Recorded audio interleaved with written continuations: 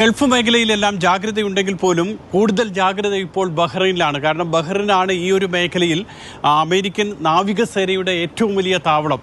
മാത്രമല്ല യുദ്ധക്കപ്പലുകൾക്ക് അടക്കം നങ്കൂരമിടാൻ കഴിയുന്ന തുറമുഖം, വലിയ തുറമുഖം, ഏറ്റവും ആഴമുള്ള തുറമുഖവും അതും ബഹ്റൈൻ തീരത്താണ്. അതുകൊണ്ട് തന്നെയാണ് ബഹ്റൈൻ വലിയ ജാഗ്രതാ നിർദ്ദേശം സ്വദേശികൾക്കും വിദേശികൾക്കുമൊക്കെ നൽകിയത്. അനാവശ്യമായിട്ട് പുറത്തിറങ്ങരുത്, യാത്ര ചെയ്യുമ്പോൾ വാഹനം ഓടിക്കുമ്പോൾ വലിയ റോഡുകളിലൂടെ, മെയിൻ റോഡുകളിലൂടെ മാത്രം വാഹനം ഓടിക്കുക.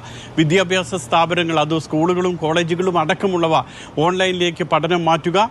മാത്രമല്ല സർക്കാർ ഓഫീസുകളിൽ 70% ആളുകൾക്ക് വർക്ക് ഫ്രം ഹോം നൽകുക. ഇങ്ങനെ വലിയ ജാഗ്രതാ നിർദ്ദേശമാണ് ഇപ്പോൾ ബഹ്റൈൻ നൽകിയിട്ടുള്ളത്. അതോടൊപ്പം മറ്റ് രാജ്യങ്ങളൊക്കെ തന്നെ ഇറാഖ്, അതോടൊപ്പം കുവൈറ്റ് തുടങ്ങിയിട്ടുള്ള രാജ്യങ്ങളും, അതുകൂടാതെ സൗദി അറേബ്യ, ഒമാൻ, UAE അടക്കമുള്ള, ഖത്തർ അടക്കമുള്ള എല്ലാ രാജ്യങ്ങളും ഇപ്പോൾ വലിയ ജാഗ്രത തുടരുന്നുണ്ട്. വലിയൊരു ആശ്വാസം ഇക്കാര്യത്തിലുള്ളത് ആണവ വികിരണം ഈ മേഖലയിൽ ഉണ്ടായിട്ടില്ല എന്ന് ആദ്യം സൗദി അറേബ്യ സ്ഥിരീകരിക്കുന്നു. അതിനുശേഷം മറ്റ് രാജ്യങ്ങളൊക്കെ തന്നെ സ്വന്തം ആകാശത്തും അതോടൊപ്പം തന്നെ കടൽ തീരത്തും ഒന്നും ഇതിൻ്റെ ഒരു ലക്ഷണവുമില്ല എന്നുള്ളൊരു അറിയിപ്പ് കൂടി വരുന്നു. അത് വലിയ ആശ്വാസം നൽകുന്നതാണ്.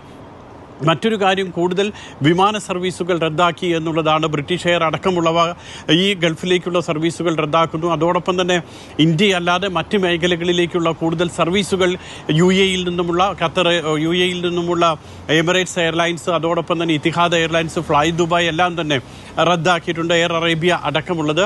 അതോടൊപ്പം മറ്റ് രാജ്യങ്ങളിലെ വിസ അടക്കമുള്ള മറ്റ് വിമാന സർവീസുകളും, കൂടുതൽ സർവീസുകൾ റദ്ദാക്കിയിട്ടുണ്ട്.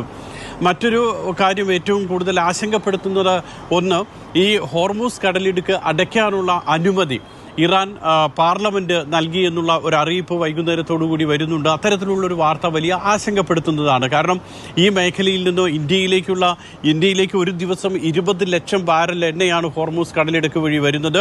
അതോടൊപ്പം തന്നെ ആ മേഖല വഴി ആകെ കൊണ്ടുപോകുന്നത് പ്രതിദിനം 55 ലക്ഷം ബാരൽ എണ്ണയാണ്. അതിൻ്റെ നീക്കം നിലയ്ക്കുക എന്ന് പറഞ്ഞു കഴിഞ്ഞാൽ ഇന്ത്യ അടക്കമുള്ള സൗത്ത് ഈസ്റ്റ് ഏഷ്യൻ രാജ്യങ്ങളെ വല്ലാതെ ബാധിക്കും. മാത്രമല്ല ഗൾഫ് മേഖലയിലേക്ക് വലിയ തോതിൽ ചരക്ക് വരുന്നത്, ഇലക്ട്രോണിക്സ് ഉൽപ്പന്നങ്ങൾ അടക്കമുള്ളവ വരുന്നത്, ഭക്ഷ്യസാധനങ്ങളൊക്കെ വരുന്നത് ഈ ഹോർമൂസ് കടലിടുക്ക് വഴിയാണ്. അത് അടച്ചു കഴിഞ്ഞാൽ ഇപ്പോൾ നമ്മൾ കാണുന്ന രീതിയിലാകില്ല യുദ്ധം, അത് കൂടുതൽ വ്യാപ്തിയിലേക്ക് പോകുകയും ചെയ്യും. ഏതായാലും അക്കാര്യത്തിൽ വലിയ ആശങ്കയുമുണ്ട്. വലിയ ജാഗ്രത ഇപ്പോഴും ഈ മേഖലയിൽ തുടരുകയാണ്.